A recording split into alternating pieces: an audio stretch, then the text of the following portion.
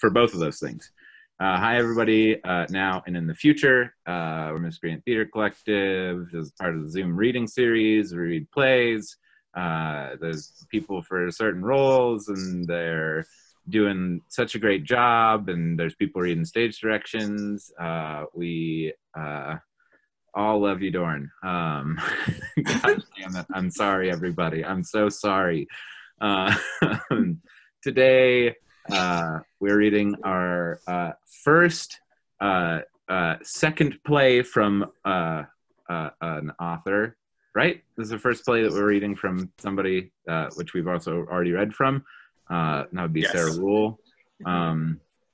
Today we are reading Eurydice, which is the 2003 play. And it's about getting rid of somebody's body of water. It stars such memorable characters such as Neo, Trinity, Morpheus, and Mr. Smith, Mr. Anderson. I don't remember which one is which. Mr. Anderson. Oh my God. We are blessed by, oh, I forgot his name, whatever that actor's name is. Hugo Weaving? Hugo Weaving, there we go. We got Red Skull in the cast. Red Skull in the house. Mr. Elrond.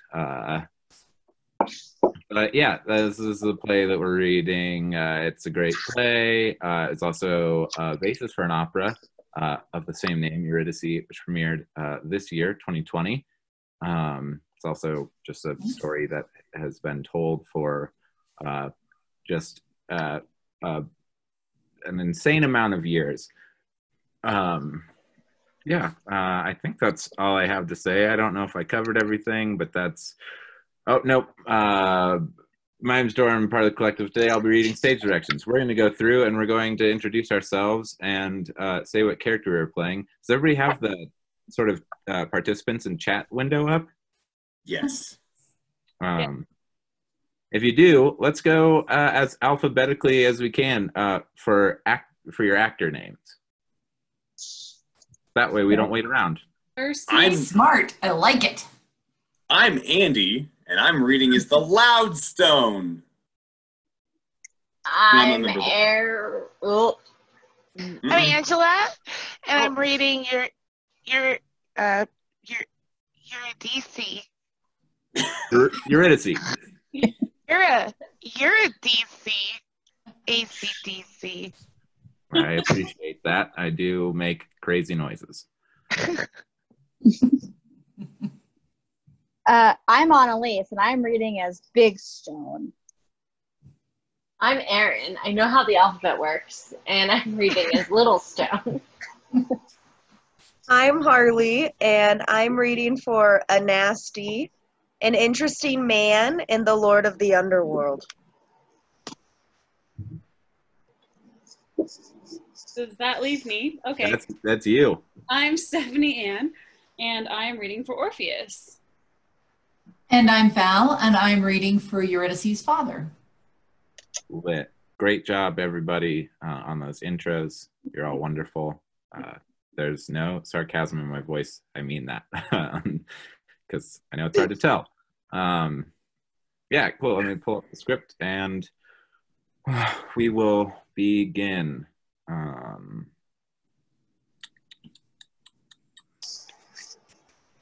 Cool. First movement, scene 1. A young man, Orpheus, and a young woman, Eurydice. They wear swimming outfits from the 1950s. Orpheus makes a sweeping gesture with his arm, indicating the sky. All those birds? Thank you. He nods. They make a quarter turn, and he makes a sweeping gesture, indicating an invisible sea. And the sea? For me? When? Orpheus opens his hands. Now? It's mine already? Orpheus nods. Wow. They kiss. He indicates the sky. Surely not. Surely not the sky and the stars too. Orpheus nods. That's very generous.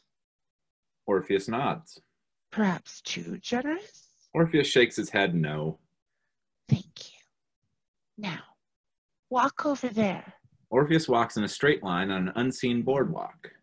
Don't look at me. He turns his face away from hers and walks. Now, stop.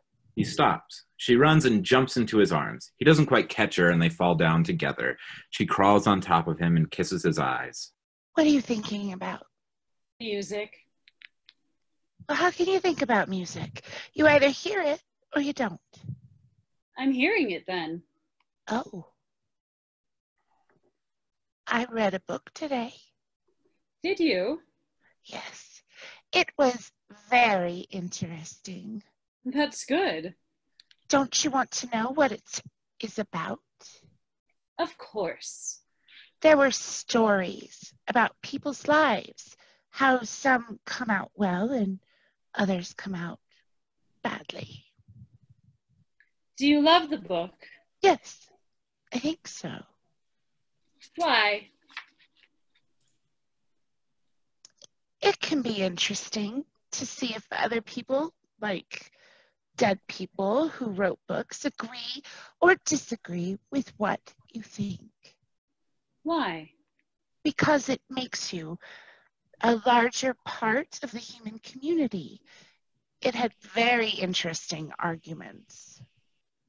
Oh. And arguments that are interesting are good arguments? Well, yes. I didn't know an argument should be interesting. I thought it should be right or wrong. Well, these particular arguments were very interesting. Maybe you should make up your own thoughts instead of reading them in a book. I do think up my own thoughts. I know you do.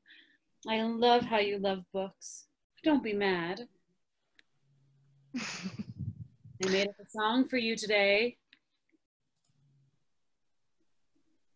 Did you? Yep. It's not interesting or not interesting. It just is. Will you sing it for me? It has too many parts. Let's go in the water. They start walking arm in arm on an extensive, unseen boardwalks toward the water. Wait, I remember this melody. He hums a bar of melody. Wait, remember this melody. He hums a bar of melody. I'm bad at remembering melodies. Why don't you remember it? I have 11 other ones in my head, making for a total of 12. You have it? Yes, I think so. Let's hear it. She sings the melody. She misses a few notes. She's not the best singer in the world.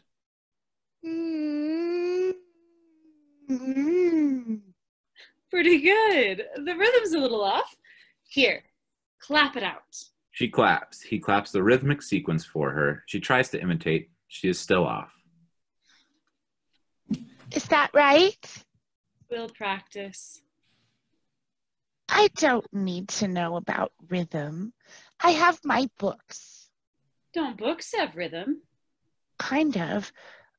Let's go in the water. Will you remember my melody in the water?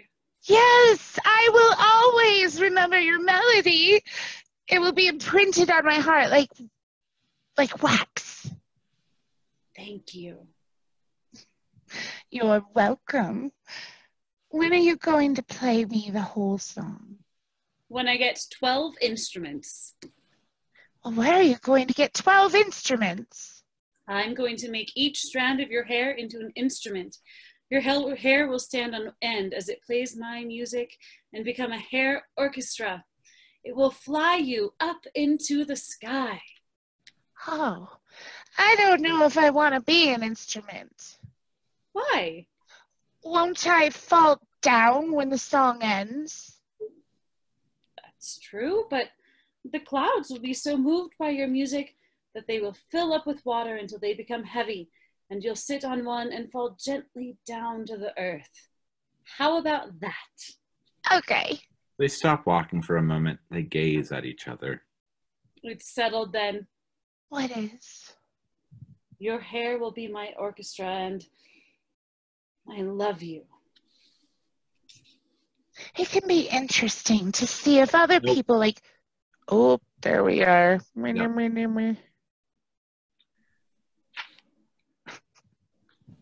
I love you too. How will you remember? That I love you? Yes. Well, that's easy. I can't help it.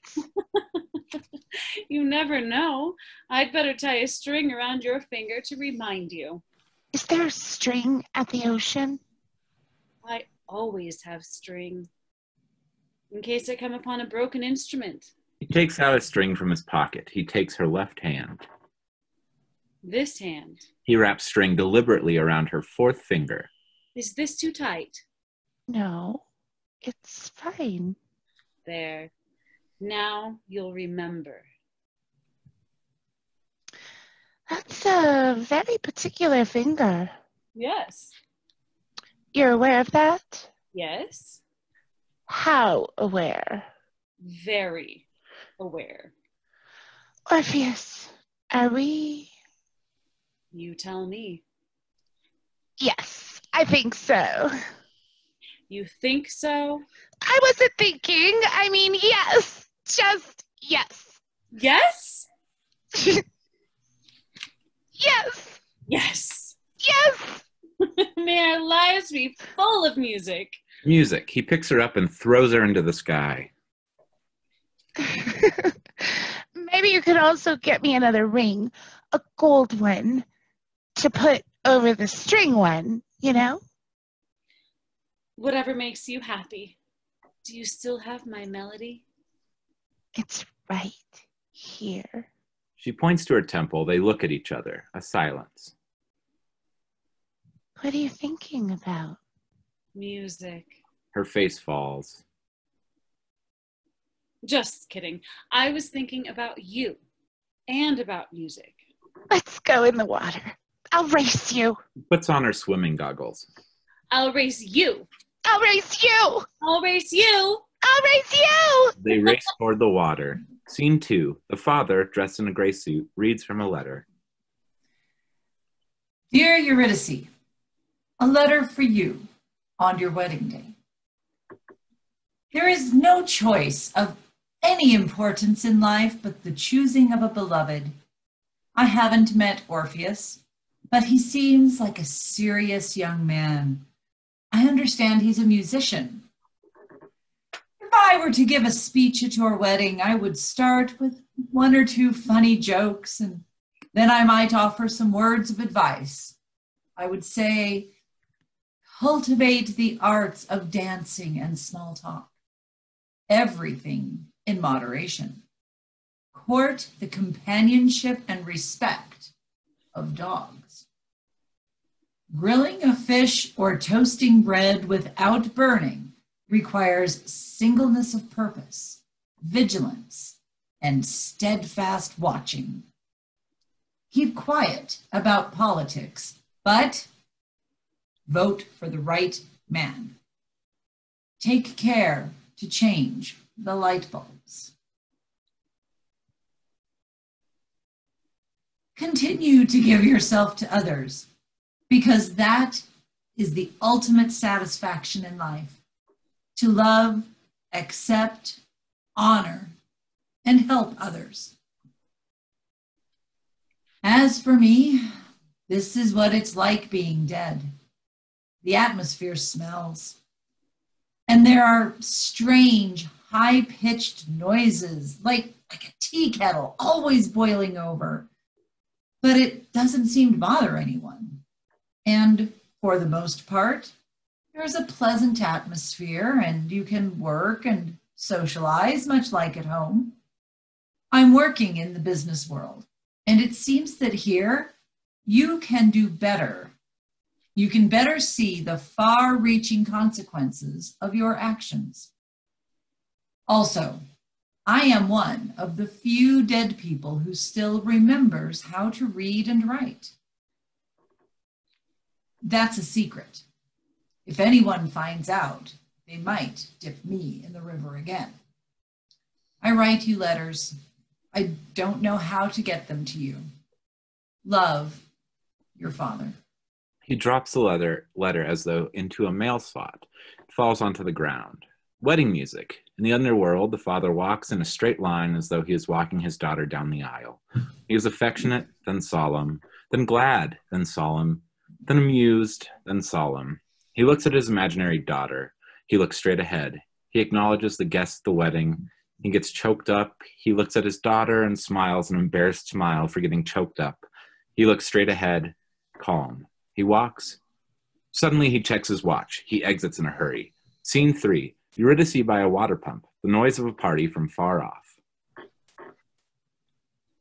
I hate parties.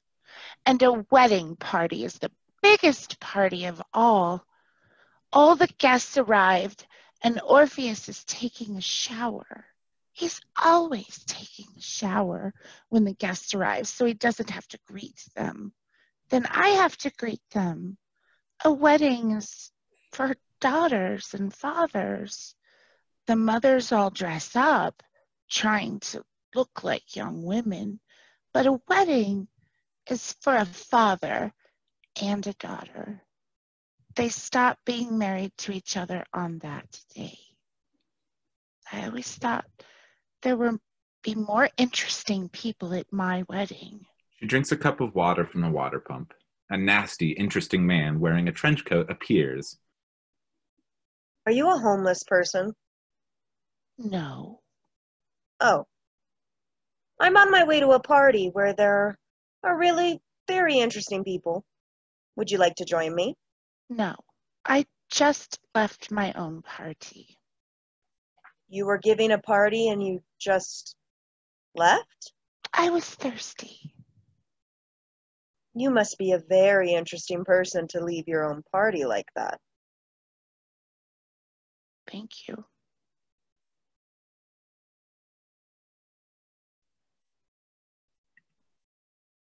Thank you. You mustn't care at all what other people think of you. I always say that's a mark of a really interesting person, don't you? I guess.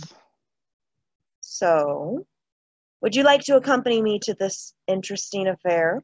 No, thank you. I just got married, you see. Oh, lots of people do that. That's true. Lots of people do. What's your name? Eurydice. He looks at her, hungry. Eurydice. Goodbye, then. Goodbye. She exits. He sits by the water pump. He notices a letter on the ground. He picks it up and reads it to himself. Dear Eurydice. Musty, dripping sounds. Scene 4. The father tries to remember how to do the jitterbug in the underworld. He does the jitterbug with an imaginary partner. He has fun. Orpheus and Eurydice dance together at their wedding. They are happy. They have had some champagne. They sing together. Don't sit under the apple tree with anyone else but me. Anyone else but me. Anyone else but me. No, no, no. Don't sit under the apple tree with anyone else but me. Till I come marching home. On the other side of the stage, the father checks his watch. He stops doing the jitterbug. He exits in a hurry. Don't go walking down Lover's Lane with anyone else but me. Anyone else but me. Anyone else but me. No, no, no.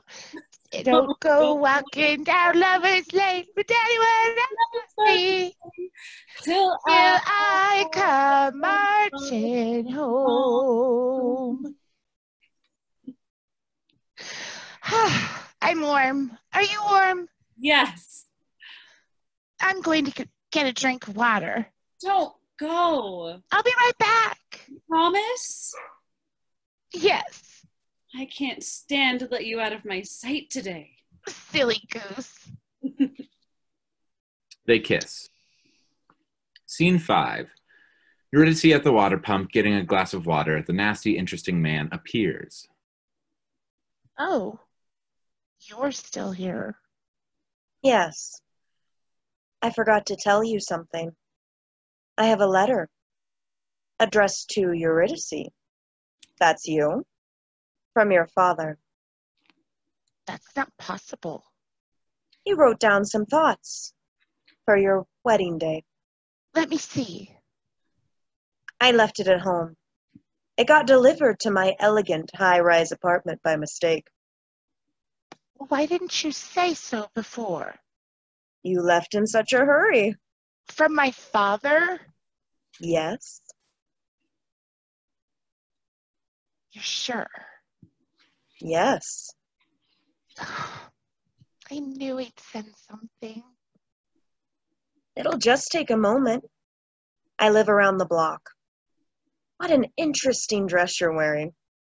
Thank you. Scene 6, Orpheus from a water pump. Eurydice? Eurydice! Scene 7, the sound of a door closing, the interesting apartment, a giant loft space with no furniture. Eurydice and the man enter, panting. Viola! You're very high up.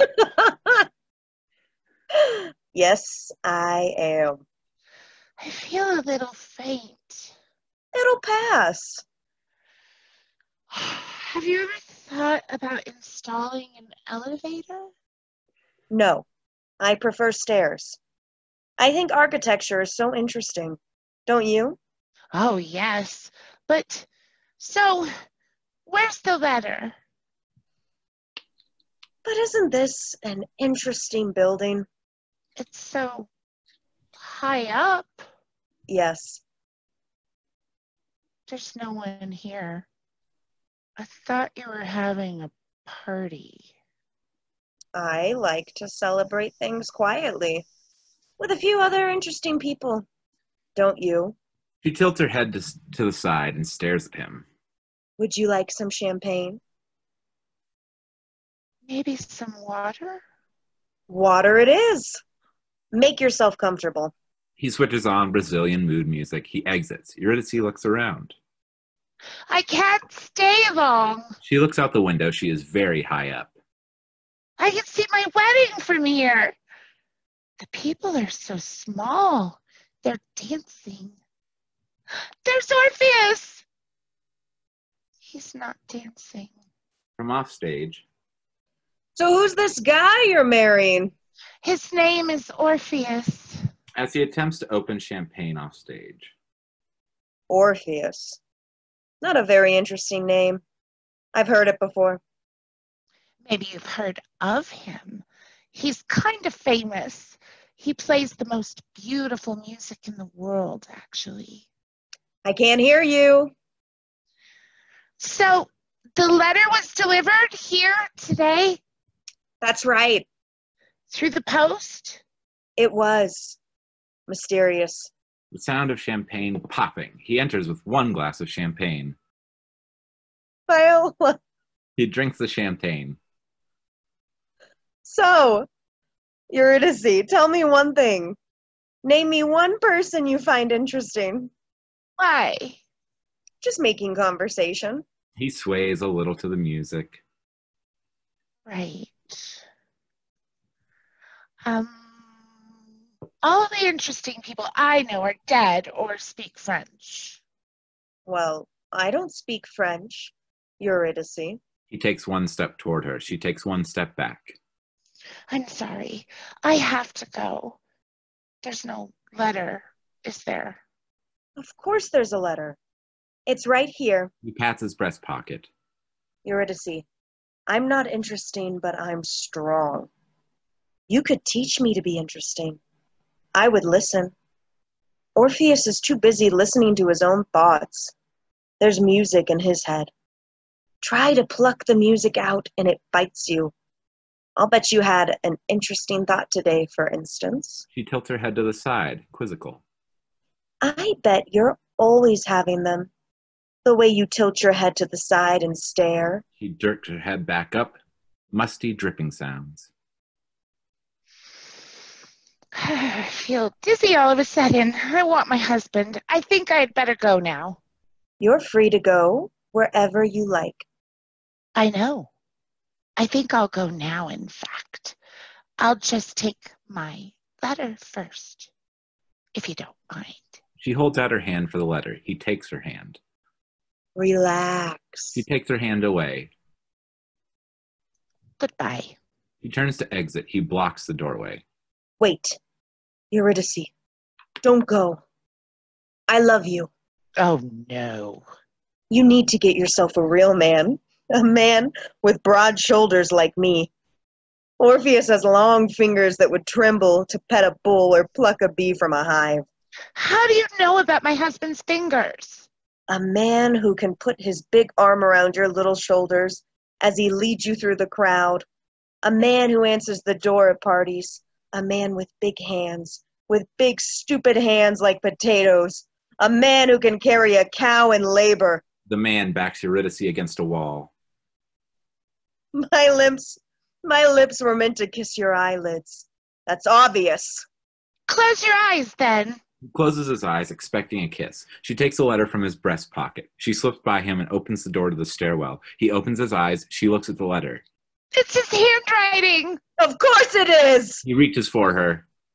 Goodbye. He runs for the stairs. She wavers, off balance at the top of the stairwell. Don't do that! You'll trip! There are 600 stairs! Arthur! From the water pump.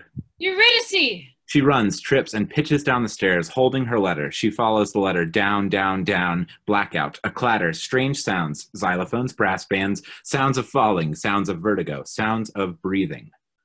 Second movement, the underworld. There is no set change. Strange watery noises, drip, drip, drip. The movement to the underworld is marked by the entrance of stones. We are the stones. stones. I'm a little stone. I'm a big stone. I'm a loud stone. Ugh, we We are are all three three stones. We live with the dead people in the land of the dead. Eurydice was a great musician. Orpheus was his wife. Orpheus was a great musician. Eurydice was his wife. She died. Then he played the saddest music. Even we, The stones, cried when we heard it. The sound of 3 drops of water hitting a pond. Oh, look! She is coming into the land of the dead now. Ooh. Oh. Oh, we might say, poor Eurydice. But stones don't feel bad for dead people. The sound of an elevator ding. An elevator door opens. Inside the elevator, it is raining. Eurydice gets rained on inside the elevator. She carries a suitcase and an umbrella. She is dressed in the kind of 1930s suit that women wore when they eloped. She looks bewildered. The sound of an elevator ding. Eurydice steps out of the elevator. The elevator door closes. She walks toward the audience and opens her mouth, trying to speak. There's a great humming noise. She closes her mouth. The humming noise stops. She opens her mouth for the second time, attempting to tell her story to the audience. There's a great humming noise. She closes her mouth. The humming noise stops. She has a tantrum of despair. The stones to the audience. Eurydice wants to speak to you. But she But can't speak your language anymore. She talks in the language of dead people now. It's a very quiet language. Like if the pores in your face opened up and talked. Like potatoes sleeping in the dirt. Little Stone and Loud Stone look at Big Stone as though that were a dumb thing to say. Pretend that you'll understand her or she'll be embarrassed. Yes. Pretend for a moment that you understand the language of stones. Listen to her the way you would listen to your own daughter if she died too young and tried to speak to you across long distances. Eurydice shakes out her umbrella. She approaches the audience. This time, she can speak. There was a roar and a coldness. I think my husband was with me. What was my husband's name? Eurydice turns to the stones. My husband's name. Do you know it? The stones shrug their shoulders. How strange. I don't remember. It was horrible to see his face when I died. His eyes were two black birds, and they flew to me. I said, "No, stay where you are. He needs you in order to see." When I got through the cold, they made me swim in the river, and I forgot his name. I forgot all the names. I know his name starts with my mouth, shaped like a ball of twine, or, I forget. They took me to a tiny boat. I only just fit inside. I looked at the oars, and I wanted to cry. I tried to cry, but I just drooled a little. I'll try now. She tries to cry, but finds that she can't. What happiness it would be to cry. Takes a breath. I was not lonely, only alone with myself, begging myself not to leave my own body, but I was leaving. Goodbye, head, I said. It inclined itself a little as though to nod to me in a solemn kind of way. She turns to the stones. How do you say goodbye to yourself? They shake their heads. A train whistle. Eurydice steps onto a platform, surveying a large crowd. A train! The station is like a train, but there is no train. The train has wheels that are not wheels. There's the opposite of a wheel, and the opposite of smoke, and the opposite of a train. Train pulls away. Oh, I'm waiting for someone to meet me, I think.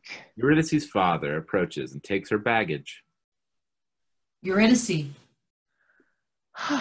At last, a porter to meet me. Do you happen to know where the bank is? I need money. I've just arrived. I need to exchange my money at the Bureau de Change. I didn't bring traveler's checks because I left in such a hurry. They didn't even let me pack my suitcase. There's nothing in it. That's funny, right? Funny. I suppose I can buy new clothes here. I would really love a bath. Eurydice. What is that language you're speaking? It gives me tingles. Say it again. Eurydice. Ooh, it's like a fruit. Again. Eurydice. I'm your father. Eurydice. I'm your father. How funny. You remind me of something, but I can't understand a word you're saying. Say it again. Your father. Shut up. Shut up. She doesn't understand you. She's dead now too. You have to speak in the language of the stones. You're dead now. I'm dead too. Yes, that's right. I need a reservation for a fancy hotel. When you were alive, I was your father. Father is not a word that dead people understand. He is what we call subversive. When you were alive, I was your tree.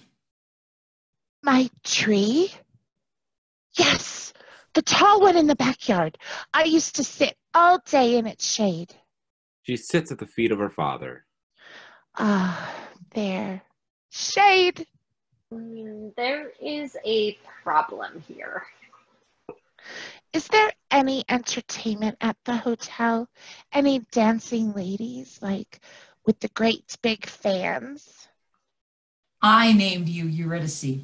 Your mother named all the other children, but Eurydice I chose for you.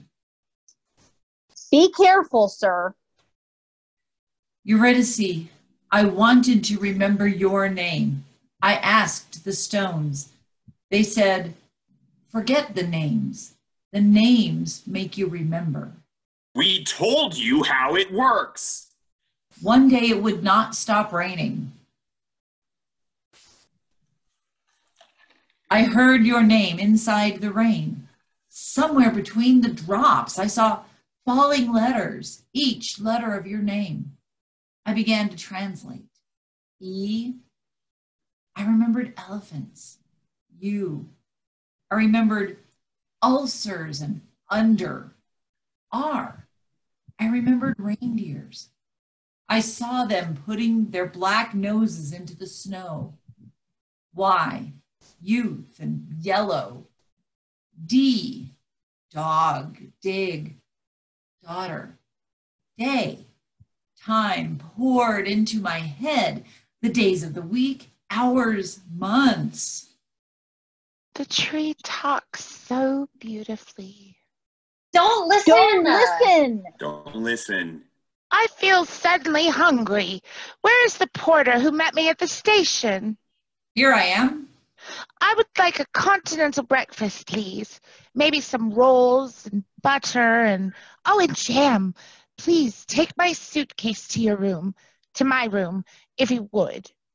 I'm sorry, miss, but there are no rooms here. What? No rooms? Where do people sleep? People don't sleep here. I have to say I'm very disappointed. It's been such a tiring day. I've been traveling all day, first on a river, then on an elevator that rained, then on a train. I thought someone would meet me at the station. Eurydice is on the verge of tears. Don't cry. Don't cry. Don't cry. Don't cry. I don't know where I am, and there are all these stones, and I hate them. They're horrible. I want a bath. I thought someone would meet me at the station. Don't be sad. I'll take your luggage to your room. There are no rooms. He picks up her luggage. He gives the stones a dirty look. The sound of water and rusty pipes. Scene 2. Orpheus writes a letter to Eurydice. Dear Eurydice, I miss you. No, that's not enough. He crumples up the letter. He writes a new letter. He thinks. He writes. Dear Eurydice, symphony for 12 instruments. He hears the music in his head. He conducts. Love, Orpheus. He drops the letter as though into a mail slot. Scene 3. The father creates a room out of string for Eurydice. He makes 4 walls and a door out of string. Time passes. It takes time to build a room out of string. Eurydice observes the underworld. There isn't much to observe. She plays hopscotch without chalk. Every so often, the father looks at her, happy to see her, while he makes her room out of string. She looks back at him, polite. Scene 4. The father has completed the string room. He gestures for Eurydice to enter. She enters with her suitcase. Thank you. That will do. She nods to her father. He doesn't leave. Oh, I suppose you want a tip. He shakes his head no. Would you run a bath for me? Yes, miss. He exits the string room. Eurydice opens her suitcase. She's surprised to find nothing inside. She sits down inside her suitcase. Scene 5. Dear Eurydice, I love you. I'm going to find you. I play the saddest music now that you're gone. You know I hate writing letters. I'll give this letter to a worm. I hope he finds you. Love, Orpheus. He drops the letter as though into a mail slot. Scene 6. The father enters the string room with a letter on a silver tray. There is a letter for you, miss. A letter? He nods. A letter. He hands her the letter. It's addressed to you. There's dirt on it. Eurydice wipes the dirt off the letter. She opens it. She scrutinizes it. She does not know how to read it. She puts it on the ground, takes off her shoes, stands on the letter, and shuts her eyes. She thinks without language for the thought, the melody, there's no place like home. Miss, What is it? would you like me to read you the letter? Read me the letter? You can't do it with your feet. The father guides her off the letter. She picks it up and begins to read. It's addressed to Eurydice. That's you. That's you. You. It says, I love you. I love you. It's like your tree. Tall. The father considers. Green. It's like sitting in the shade. Oh. It's like sitting in the shade with no clothes on. Oh, yes. I'm going to find you. I play the saddest music. Music? He whistles a note. It's like that. She smiles. Go on. You know I hate writing letters. I'll give this letter to a worm. I hope he finds you. Love, Orpheus. Orpheus? Orpheus. That word. It's like I can't breathe. Orpheus. My husband. Scene 7. Dear Eurydice, last night I dreamed that we climbed Mount Olympus, and we started to make love, and all the strands of your hair were little faucets, and water was streaming out of your head, and I said, why is water coming out of your hair? And you said, gravity is very compelling. Then we jumped off Mount Olympus and flew through the clouds, and you held your knee to your chest because you skinned it on a sharp cloud. And then we fell into a salty lake. Then I woke up, and the window frightened me, and I thought, Eurydice, dead. Then I thought, who is Eurydice? Then the whole room started to float, and I thought, what are people? Then my bedclothes smiled at me with a crooked green mouth, and I thought, who am I? It scares me, Eurydice. Please come back. Love, Orpheus. Scene 8. Eurydice and her father in the string room. Did you get my letters? No. You wrote me letters? Every day. What did they say? Oh, nothing much, the usual stuff. Tell me the names of my mother and brothers and sisters.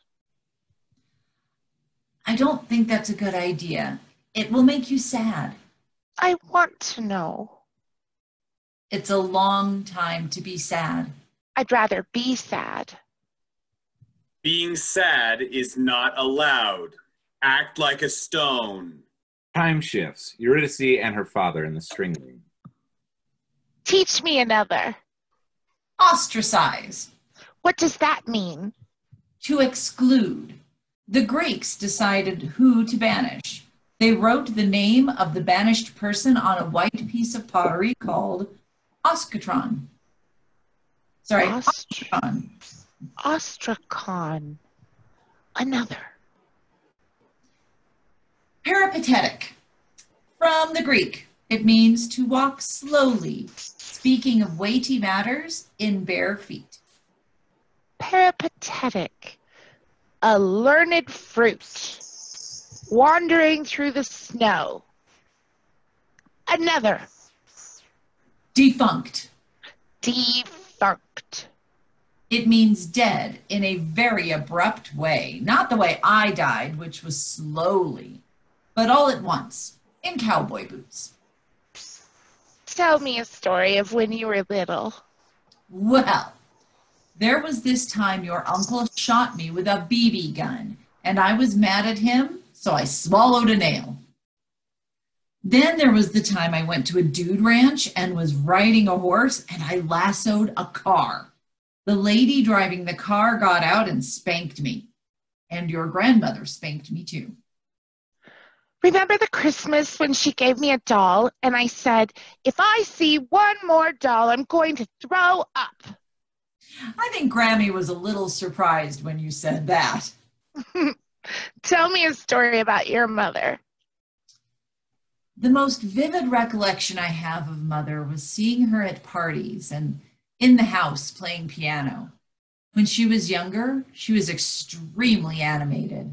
She could really play the piano.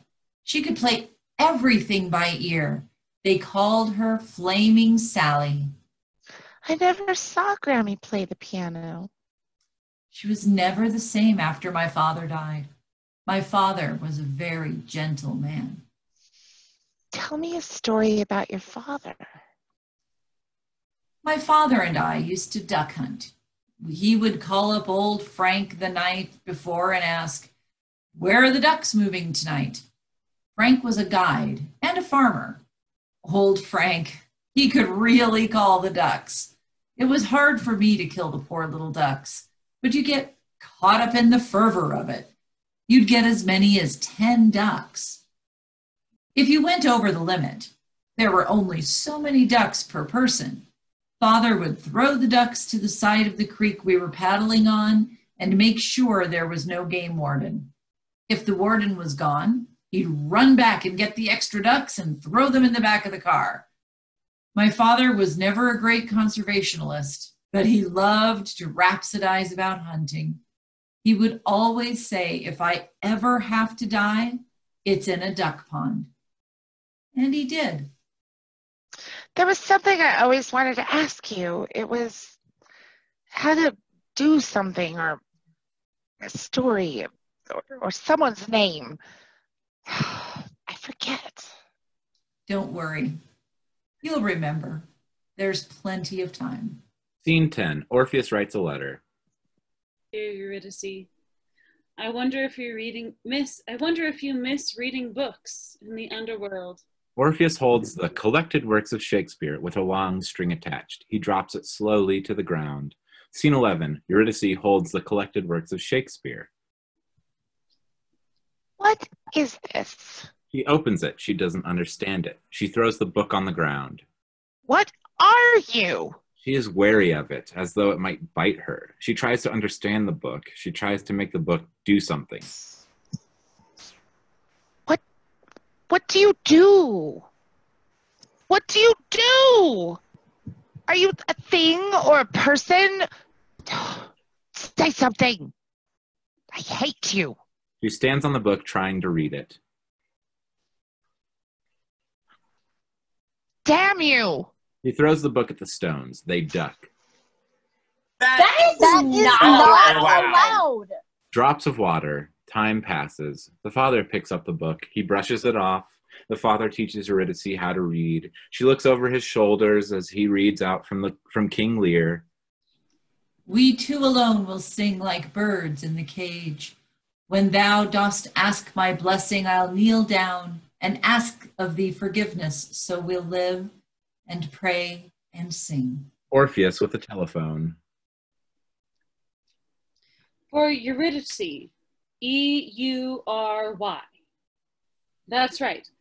No, there's no last name. It's not like that. What? No, I don't know the country. I don't know the city either. I don't know the street. I don't know. It probably starts with the vowel. Would you mind checking, please? I would really appreciate it. You can't enter a name without a city? Why not? Well, thank you for trying. Wait, miss, it's a special case. She's dead. Well, thank you for trying. You have a nice day, too. He hangs up. I'll find you. Don't move. He fingers a glow-in-the-dark globe, looking for Eurydice. Scene 13. Eurydice and her father in the string room. Tell me another story of when you were little. Let's see. There was my first piano recital. I was playing I Got Rhythm. I played the first few chords and I couldn't remember the rest. I ran out of the room and locked myself in the bathroom. Then what happened? Your grandmother pulled me out of the bathroom and made me apologize to everyone in the auditorium. I never played piano after that, but I still know the first 4 chords. Let's see. He places the chords in the air with his hands. Da da dee da, da da dee da, da da dee da. What are the words? I can't remember. Let's see. Da da dee da. I forgot it was I Got Rhythm. Da da dee da. Da da Da da da. Da da dee dee da. da. Da da dee da. Dee dee da. Do do do do do dee da do. Da da da da. Da da da dee do. Da da da da. Da da da. Do da da. Da da dee Da da. dee da. Dee da. Dee da. What is that noise? Stop singing. Stop singing. Neither of you can carry a tune. It's awful. Dead Dead people can't can't sing. sing. I'm not a very good singer. Neither am I. Then Stop singing. Stop singing and go to work. Scene 14. The father leaves for work. He takes his briefcase. He waves to Eurydice. She waves back. She is alone in the string room. She touches the string. A child, the lord of the underworld, enters on his red tricycle. Music from a heavy metal band accompanies his entrance. His clothes and his hat are too small for him. He stops pedaling at the entrance to the string room. Knock, knock. Who's there? I am Lord of the Underworld. Very funny. I am. Prove it. I can do chin-ups inside your bones. Close your eyes. She closes her eyes. Ow. See, What do you want? you're pretty. I'm dead. You're pretty. You're little. I grow downward like a turnip. What do you want? I wanted to see if you were comfortable. Comfortable? You're not itchy? No. That's good. Sometimes our residents get itchy. Then I scratch them. I'm not itchy. What's all this string? It's my room. Rooms are not allowed. Tell her. Rooms are Rooms not are allowed. allowed. Who made your room? My father. Fathers are not allowed. Where is he? He's at work. We'll have to dip you in the river again and make sure you're good and dunked. Please don't. Ooh, say that again. It's nice. Please don't. Say it in my ear. Toward his ear. Please don't. I like that. A seduction. I'll huff and I'll puff and I'll blow your house down. He blows on her face. I mean that in the nicest possible way. I have a husband. Husbands are for children. You need a lover. I'll be back. See that she's comfortable. We will. We will. Goodbye. Goodbye. Goodbye. Bye. I'm growing. Can you tell? I'm growing! He laughs his hysterical laugh and speeds away on his red tricycle. Scene 15. A big storm. The sound of rain on a roof. Orpheus in a rain slicker, shouting above the storm. If a drop of water enters the soil at a particular angle with a particular pitch, what's to say that a man can't ride one note into the earth like a fireman's pole?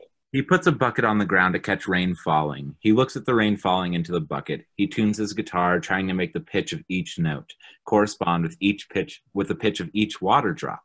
Orpheus wonders if one particular pitch might lead him to the underworld. Orpheus wonders if the pitch he is searching for might correspond to the pitch of a drop of rain as it enters the soil. A pitch. Eurydice! Did you hear that? Another pitch. Eurydice! That's the note! That one! Right there! Eurydice, scene 16. Eurydice and her father in the string room. Orpheus never liked words. He had his music.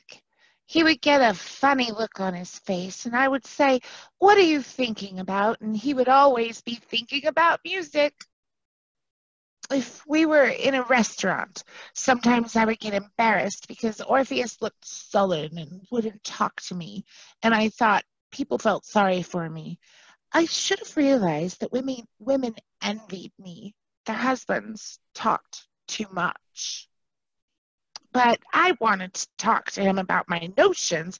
I was working on a new philosophical system. It involved hats.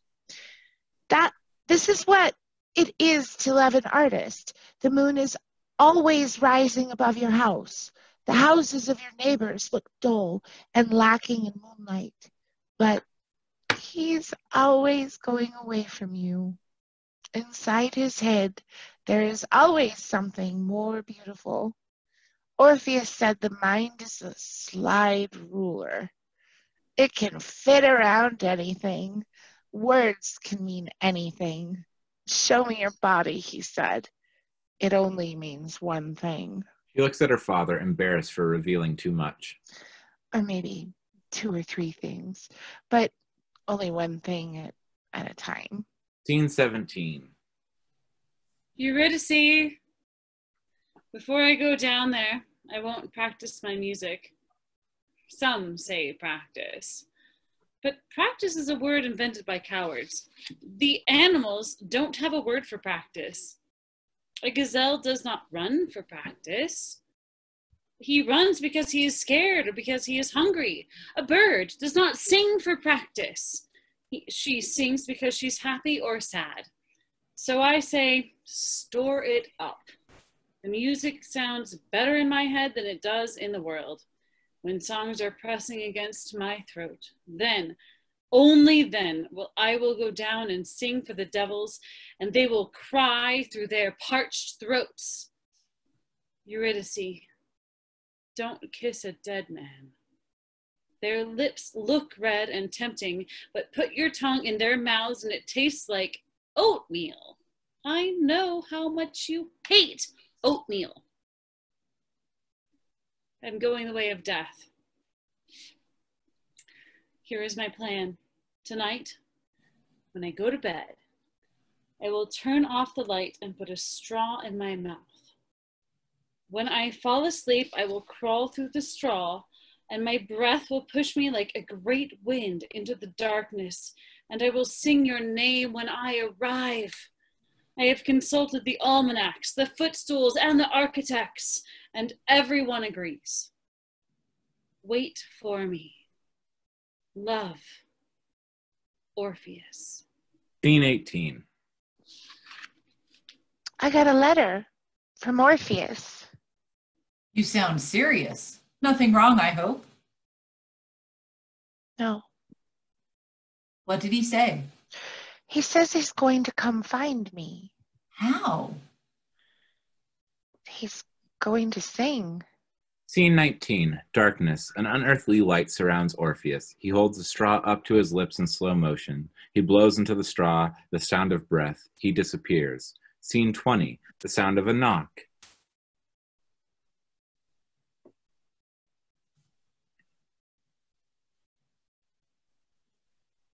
Who is it?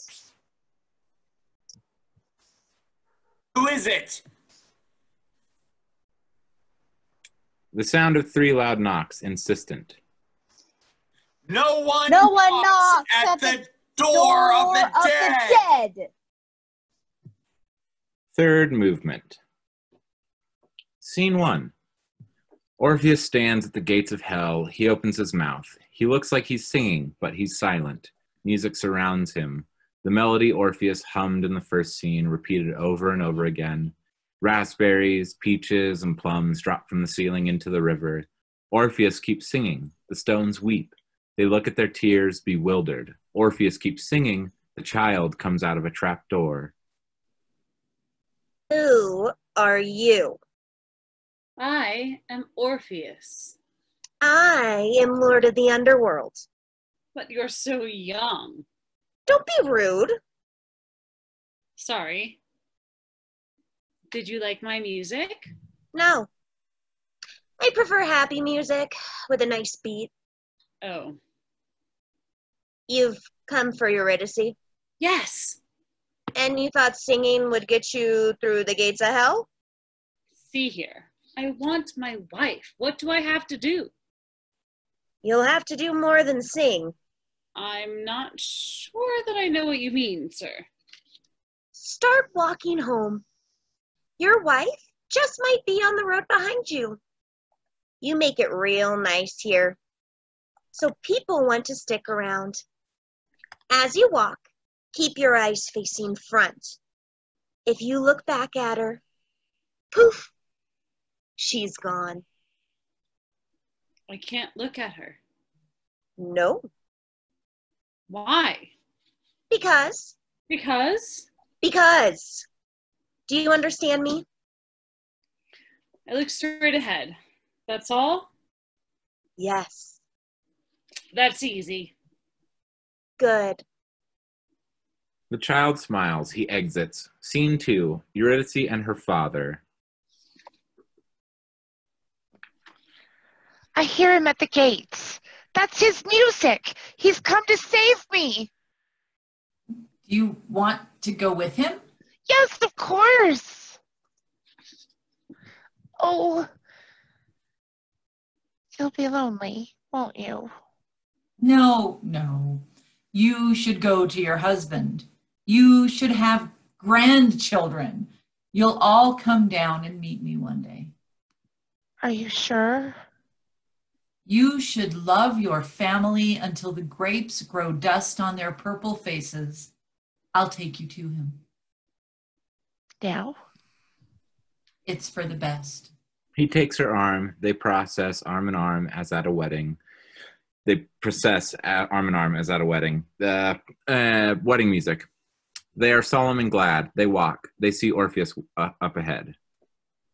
Is that him? Yes, I think so. His shoulders aren't very broad. Can he take care of you? Eurydice nods. Are you sure? Yes. There's one thing I need to know. Sorry, there's one thing you need to know. If he turns around and sees you, you'll die a second death. Those are the rules. So step quietly and don't cry out.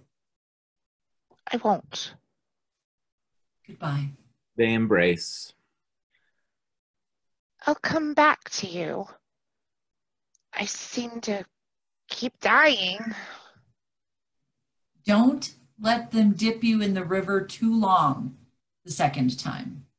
Hold your breath. I'll look for a tree. I'll write you letters. Where will I find them? I don't know yet. I'll think of something. Goodbye, Eurydice. Goodbye. They move away. The father waves. She waves back, as though on an old steamer ship.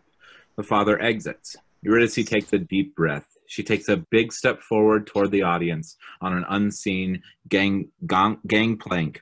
She is brave. She takes another step forward. She hesitates. She is all of a sudden not so brave. She is afraid. She looks back. She turns in the direction of her father. Her back to the audience. He's out of sight. Wait! Come back! You can't go back now, Eurydice. Face forward. Keep walking. I'm afraid! Your husband is waiting for you, Eurydice. I don't recognize him. That's a stranger. Go on. It's him. I want to go home. I want my father. You're all grown up now. You have a husband. Turn around. Around. Why? Because! That's a stupid reason. Orpheus braved the gates of hell to find you. He played the saddest music. Even we, The stones, cried when we heard it. Eurydice turns slowly, facing front. That's Orpheus? Yes! Yes, That's That's him. him. him. But where's his music? It's In in your head. Orpheus walks slowly in a straight line with the focus of a tightrope walker. Eurydice moves to follow him. She follows him several steps behind. They walk. Eurydice follows him with precision, one step for every step he takes. She makes a decision. She increases her pace. She takes 2 steps for every step that Orpheus takes. She catches up to him. Orpheus? He turns toward her, startled. Orpheus looks at Eurydice. Eurydice looks at Orpheus. The world falls away. You startled me. A small sound. Ping. They turn their faces away from each other, matter of fact, compelled. The lights turn blue. I'm sorry. Why? I don't know. Syncopated. You always clapped your I hand could never spell the word rhythm. on the third It beat. is such a difficult word to spell. You couldn't wait for the R, fourth. Y, no. Remember? There's an H in it. I tried to teach you. Somewhere. You were always one step ahead of the music. A breath. Re. Re. Your sense of rhythm. Re.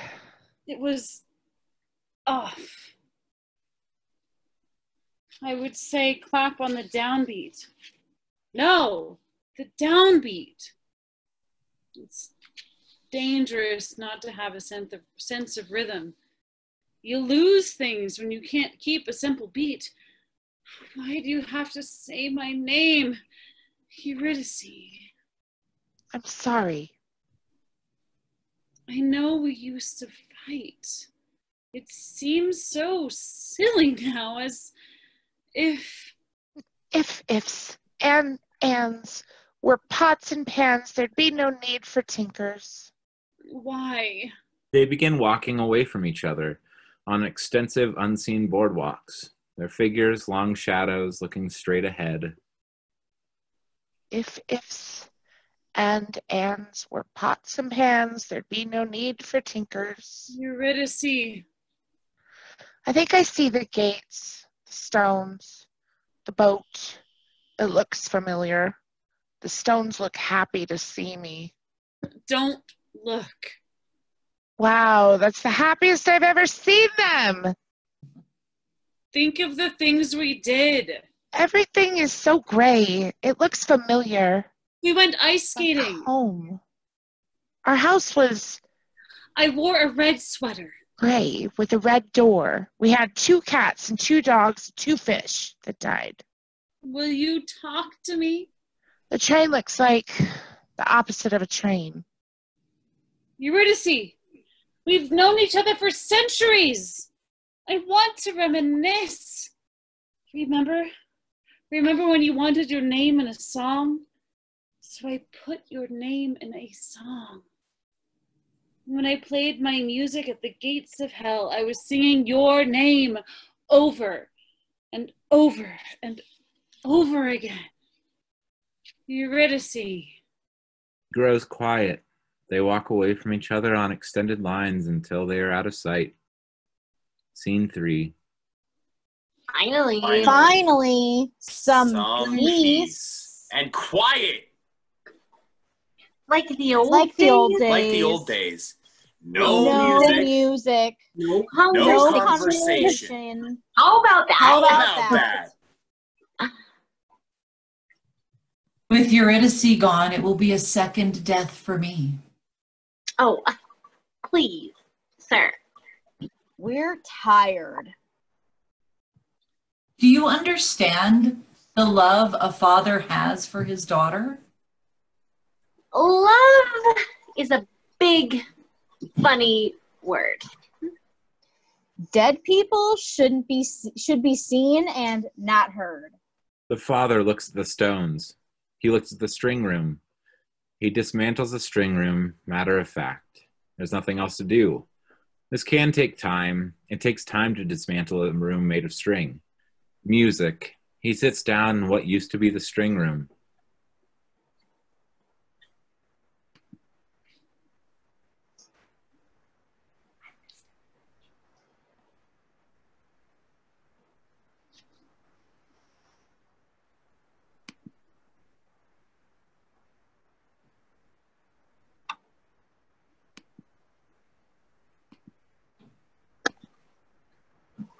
How does a person remember to forget? It's difficult. It's not difficult. We told you how it works. Dip yourself in the river. Dip yourself in the river. Dip yourself in the river. I need directions. That's ridiculous. There are no directions. Oz, the father thinks. I remember. Take Tri-State South 294 to Route 88 West. Take Route 88 West to Route 80. You'll go over a bridge, go 3 miles, and you'll come to the exit for Middle Road. Proceed 3 to 4 miles. Duck Creek Park will be on the right. Take a left on Fernwood Avenue. Continue straight on Fernwood past 2 intersections. Go straight. Fernwood will curve to the right, leading you to Forest Road. Take a left on Forest Road, go 2 blocks, pass the first entrance to the alley on the right, take the second entrance. You'll go about 100 yards. A red brick house will be on the right. Look for Illinois license plates. Go inside the house, in the living room, look out the window. You'll see the lights on the Mississippi River. Take off your shoes, walk down the hill. You'll pass a tree good for climbing on the right. Cross the road, watch for traffic, cross the train tracks.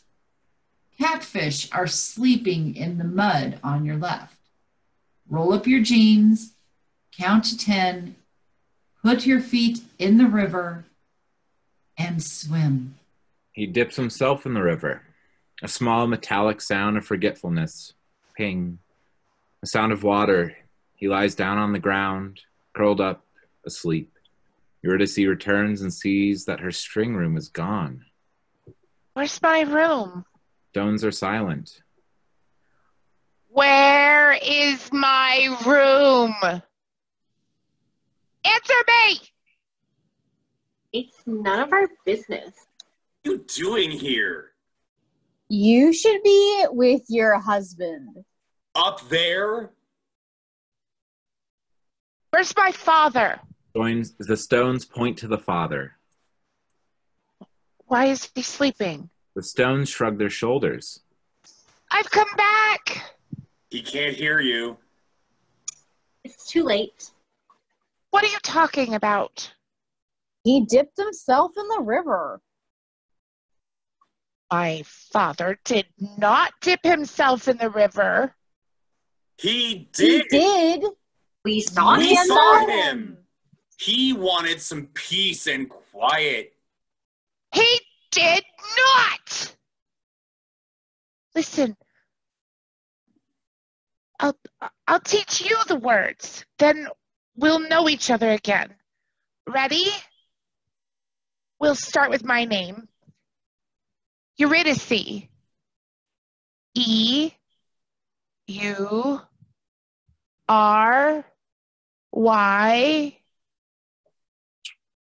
He can't hear you. He can't see you. He can't remember you. I hate you. I've always hated you.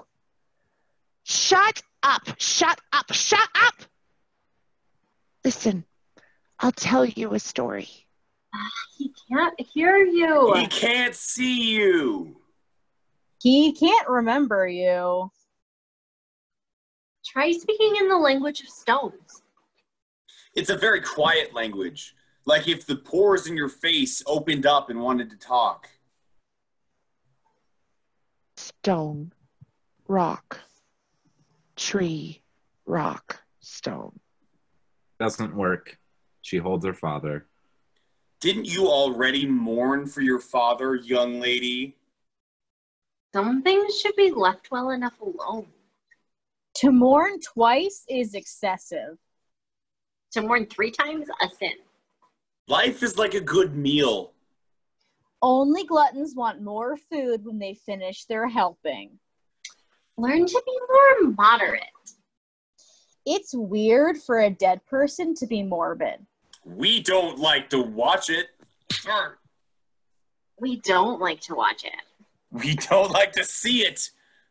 It makes me uncomfortable. Eurydice cries. Don't cry. Don't cry. Don't Why?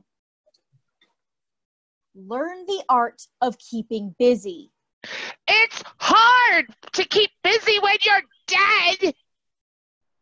It is It's not hard. We keep busy, and we like it. We're busy stones. Watch us work. Keeping still. Keeping quiet. It's hard work to be a stone. No time for crying. No. I hate you! I've always hated you! She runs towards the stones and tries to hit them. Go ahead. Try to hit us. You'll hurt your fist. You'll break your hand. Enter the child. He has grown. He is now at least 10 feet tall. His voice sounds suspiciously like the nasty, interesting man's.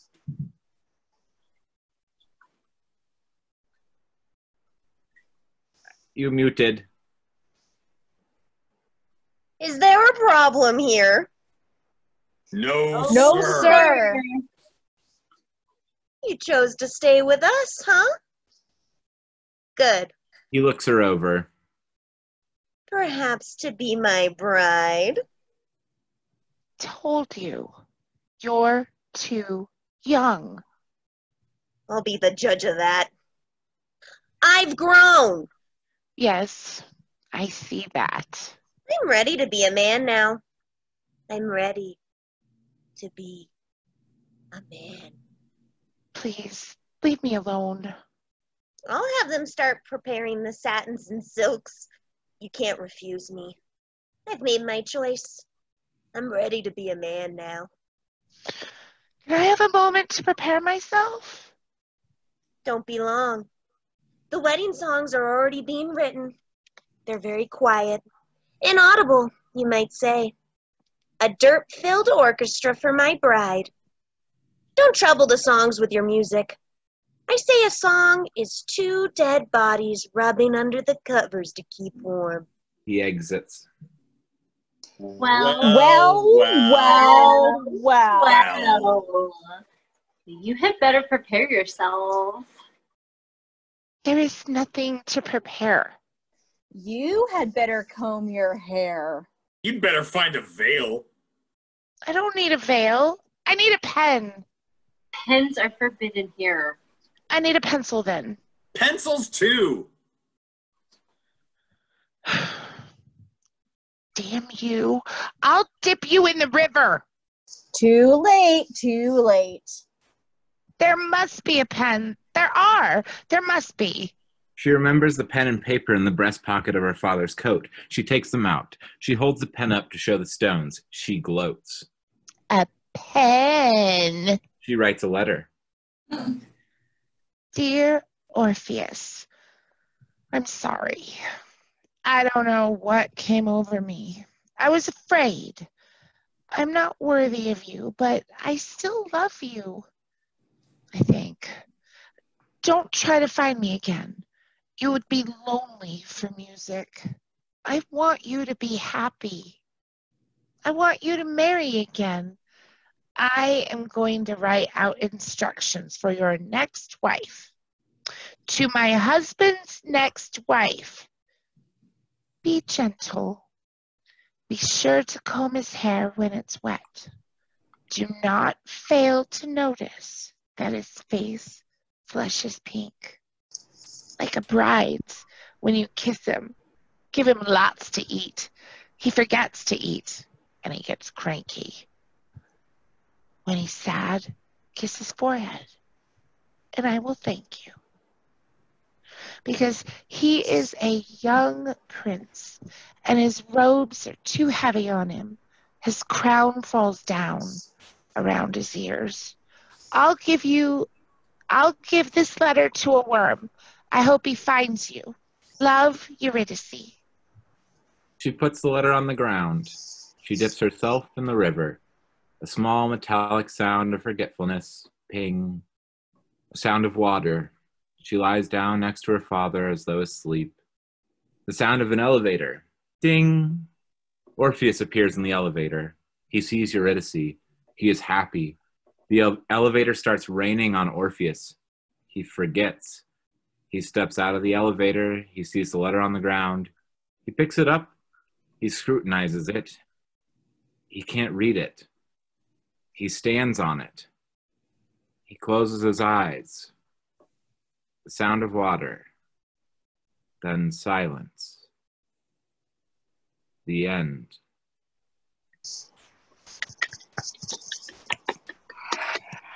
Yay! Great job, everybody. Another uplifting story. Right? You know, I love that. I love that play, but boy, is it a sad one. Boy. Yeah. Yeah. Whew.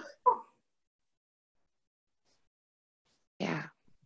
So many plays I read when I was in college that I was like, this is so funny. And I read them now and I'm like, this is depressing. What's Yeah. wrong with me? I really loved your Valley Girl, Stony.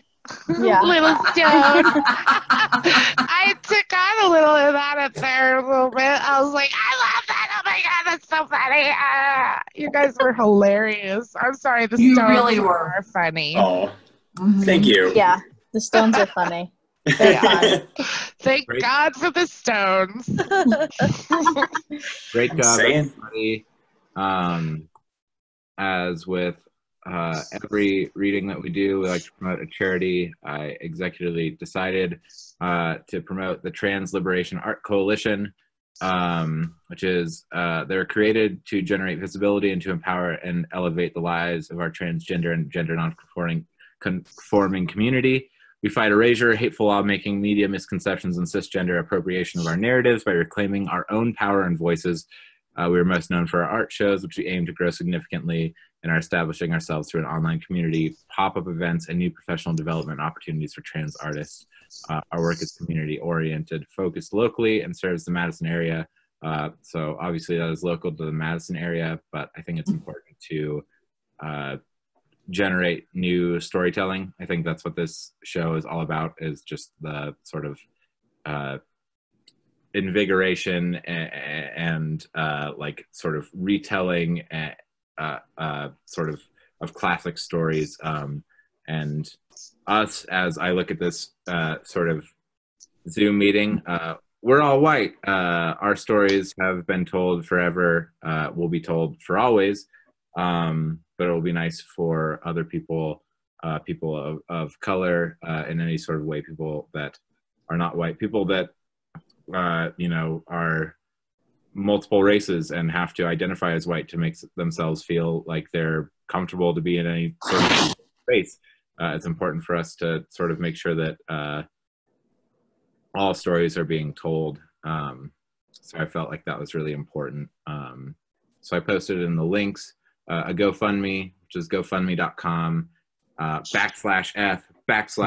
/F/Trans Liberation Art Coalition. So if you don't know how to spell that, TRANSLIBERATCOALITION. And overall, just go support people telling stories that I think are as, I would say, as important as this, not to make the tale of, the myth of Orpheus and Eurydice such an important tale, but it is a long-lasting story.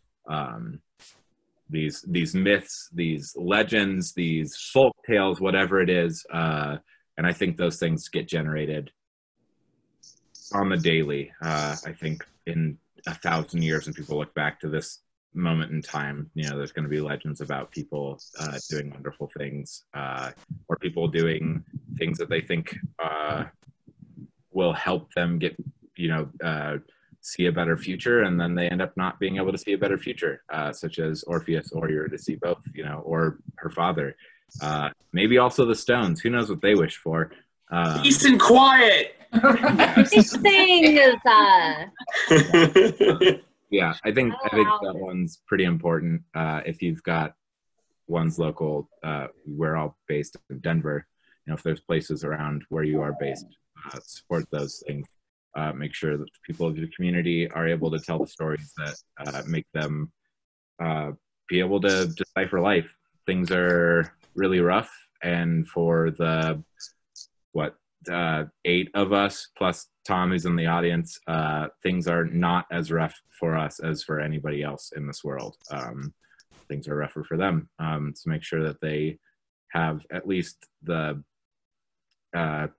base support that we all get. But yeah, besides that, we're still voting on next week's play. We are, some of you were not here. Anneliese and Harley were not here this last week, but I think we announced on the group, we're doing sort of a week in advance announcement of plays that we were reading.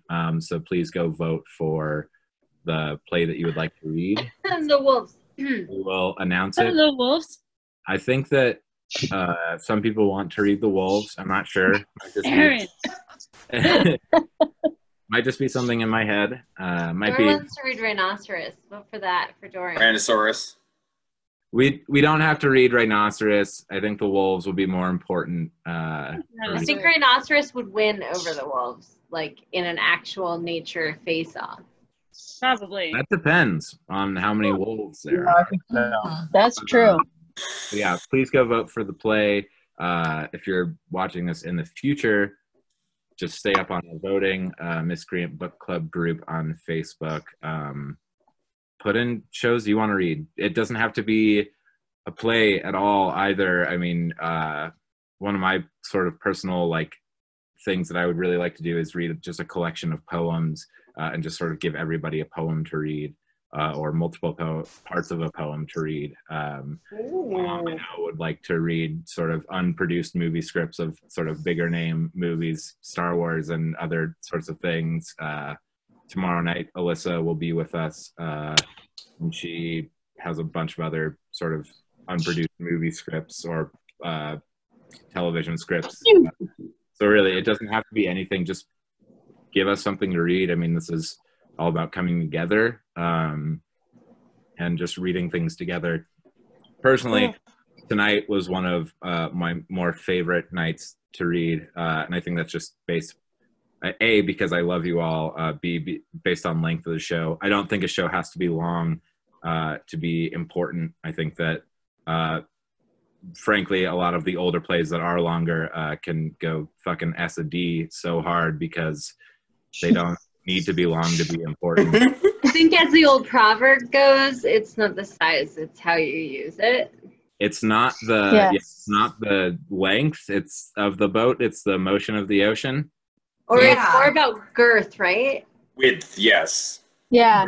Girth Yeah. is really important because the less girth there is, the less likely you are to slap yourself around in the middle of your legs while you're walking around. Right. Very important. Yeah. I've heard the meat of a play is really, you know. Plus, girth Anyway. means that you can cook it, you know, in various different ways. You know, rare, medium rare, well done, and that Yes. provides Judges variety for girthiness. everybody Well involved. I love a good girthy play. Anyway. Besides All right. voting on our next play, the last sort of thing that I have to say, or I don't have to, I can say whatever the fuck I want, but I'm going to say because I love my miscreants and I'm a part of this group and I love them all very much as I love all of you. Come to the Monday night reading. It is really fun. It's not as like Discussion. Friday night reading. What did I say? Did I say reading? I'm sorry. Yeah. Yeah. Monday See night the Friday too, and Yeah. come to the discussion. Come tomorrow night and watch other people read. Come Monday and discuss this show. It's really not as, it's half not as and as educational as you think. Andy's very smart and he asks a lot of really terrific questions. But I think one of the reasons that people don't come is because, one, you know, reading for a show is much more sort of fun and recreational than like sort of sitting there and discussing things, but it is a really fun time. This last Monday I was on the couch with a really swollen face, kind of still swollen, but you know, it's very fun and very silly. Erin and I usually crack jokes on the chat the whole time, which are always great. My jokes alone are not as good as when Erin and I are sort of vibing off each other. And yeah, Anneliese, you have something to say? Yeah, I forgot how to raise my hand on the chat, so this is what I'm doing. That's right okay. now. I saw you raise your hand. It worked. Thank you. I just want to say that the times that I've been able to make the Monday night discussions have been really informative because I think about like future projects as a theater artist, and I think that being able to really delve into the stuff that we read is really helpful. So I don't know. I also like I do it for self. I mean, Andy has great questions or like whatever, but like I do it for selfish reasons because I think that it helps me help me with my theater actor director brain think of future projects as well. So yeah, and that's For sure. I would agree with that wholeheartedly. I think Definitely. as much as Andy asks great questions, the reason that you really do anything is selfishly, you know, because you want to do it because it bolsters up your own sort of intelligence, whatever it is. But yeah, they're super great. We definitely miss everybody that reads that doesn't end up coming on those nights, especially because you're all very talented. And so it's nice to hear, you know, reasons why you chose to read something a specific way or what you're doing in a specific way, whether thought-wise, you know, or maybe you didn't think about it and you just read it this way. You just think about it. It's just it's such a great time. It's also another night that we all get to see each other again. All of that to encourage, come to it Monday night. But if you are not able to make it, it's not, you know, there's no tarnish on our views of you. We love you all dearly, and we understand that life is hard. Making sort of like having enough time to do everything in life is rough. Is it better? We don't know. Stephanie? Sorry. It's Evan Williams' Black Label versus Evan Williams' Green Label. Oh, what are you choosing? Questions in life. What's whiskey? Black I or think green? the Green Label might be better. Oh. Really? All right. It's cheaper, How's- so that's always a win. How's the mouth feel? Okay. You I heard did it. not mean to totally distract. I thought I was on mute. And I get distracted by looking at my fingernails, so it's not a problem at all. I get distracted by everything. You heard it here first. Green Label might be better than Black Label of Evan Williams. Shit. Does anybody else have anything else they want to say, including non sequiturs about various whiskeys or vodkas or hard alcohol at all? I I'm really into rye whiskey right now. I don't know what it is, but I'm seeing it everywhere. Also, please come to the discussions. I love seeing all of your faces. And the discussions, like, we got rowdy on the last couple of discussions, and it's been so much fun. So please. It was, yes. Yeah, they only last an hour. We are pretty, Andy doesn't enjoy it as much to have to, like, control himself to only speaking for an hour, but we do that because we understand, and we could really, any show you could go on forever because also we put the questions in the chat, so if you want to pop in late or leave early, it's totally cool. Yeah, absolutely. And yeah, I mean, the four of us, Andy, Tom, Erin, and myself, could read shows and talk about them.